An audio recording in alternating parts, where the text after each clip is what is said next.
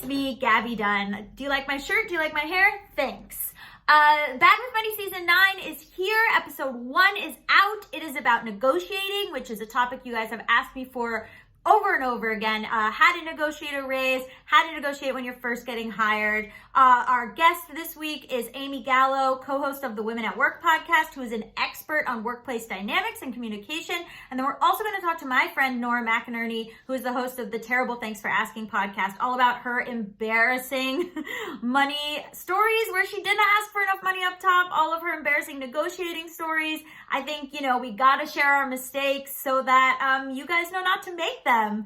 So go to the description for a link to the full episode. And if you want to leave an Apple rating and review, that would be incredible. It really helps us get on the charts. Okay, I love you.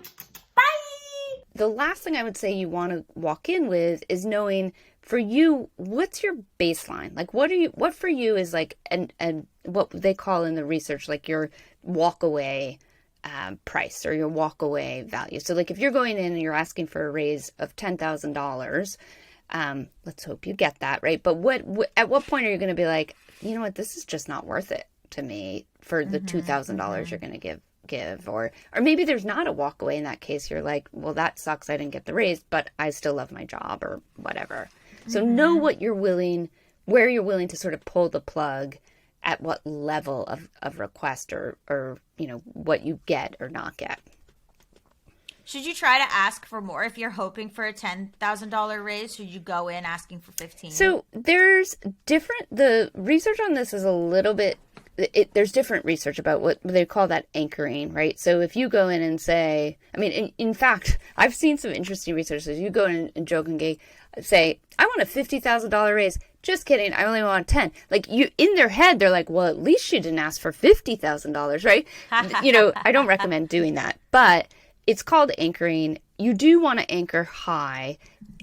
You need to know a little bit about who you're negotiating with. So if you have a boss who's always been, had your back, is willing to go to HR and make the case for you, you can go in asking for exactly what you want if you think there's a good chance you'll get it. If you know there's going to be a lot of back and forth, you might go a little bit higher, and that way you have some room to get down to what you actually want. But remember, there's also other things besides the number. It's rare that you're just negotiating for $10,000. You could be asking for more vacation time. You could be asking to be put on a project that you're really excited about. You could be asking for a reduced workload or the ability to work from home. There's so many other factors. So consider the entire package of what you're requesting, not just the figure. How do you make the request for the meeting? Like, how do you send an email? What do you do? Yeah, it depends on your relationship with your boss and how you normally communicate. It can be really helpful to do this right after like a great performance review. So, let's say you have like some project you knocked out of the park and your boss is like giving you tons of accolades. Like you can say, thank you so much. I've actually been meaning to talk to you about something. Can I put something on your calendar? Right. And that gives them a little bit of preparation. Oh, I know. Yeah, exactly. Yeah. Exactly. So I think you can email them, Slack them, if you're in an office, like you can stop by, whatever is the normal way of communicating. For some bosses, again, you know your boss, but if your boss is someone who does not like to be blindsided, be very clear. Like, I want to talk to you about my compensation. I'm setting up a half an hour for us to do that. I think it helps to be transparent. Also, that gives them the chance to sort of do the research, because they, especially if this is the first time you've requested a raise at this particular job, they may need to explain how the process works, what the different steps are. And really, the other thing is, I think, we were talking earlier about this is transactional, but you are sort of trying to get your boss on your side. Usually, in most organizations, it's not your boss's call at the end of the day about whether to give you the raise or not. They have to go talk to finance or HR or their boss, right? There's so many other people. So this conversation is really about convincing your boss to advocate for you, not getting the money out of your boss. Right. Oh my God. Okay, so I put on my Insta story, does anyone have any stories about negotiating? Thinking people would say positive stories about negotiating. Yeah. And you barreled in with some screw ups. So what did you message me? What happened? I said I might go down in history as one of the worst negotiators of all time, because throughout my career I have been in this Taylor Swift 2007 mentality, when she used to get VMAs and Emmys, and she'd stand up there and be like, "Oh my God, me?"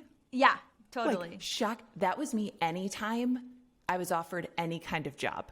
Didn't even matter if it was a job I wanted. Didn't even matter if it was a job that I was overqualified for, underqualified for. I was like, "Oh my God, me? Sure. Yes. Whatever you think. Whatever you think." I don't know if this is being raised,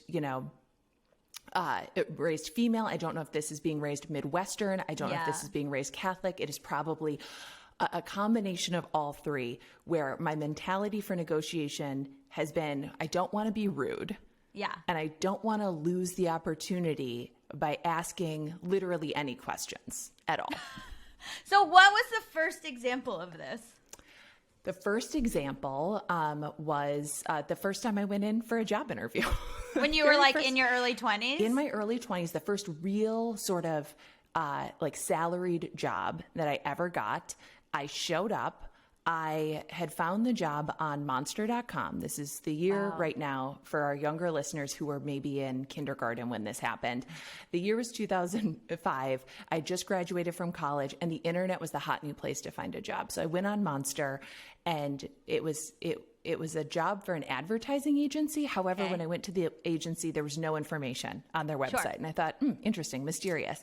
Went through an entire interview, still not knowing what the job was or what I was going to be doing, and then accepted the offer because it sounded like so much money, Gabby. They were going to pay me to live in New York City, $28,000 a year. Yeah. And I saw that as like a lump sum. I saw it as like, wow, I have currently to my name $28,000. I am literally rich. Yeah. I just said yes. And then I later found out from talking with my peers at the agency that I was not meant to have accepted the first offer, and that they were all being paid significantly more for doing the same job because they had simply asked for it. Right. So I went into my first job similarly, where I barely read the paperwork. I didn't even ask about 401ks. I just was like, please, maybe if I sign fast enough, they won't take it away. Yes. I was very nervous about keeping a job.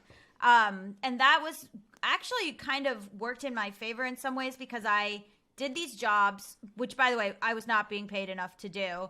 And by the time I got to BuzzFeed, I was like 25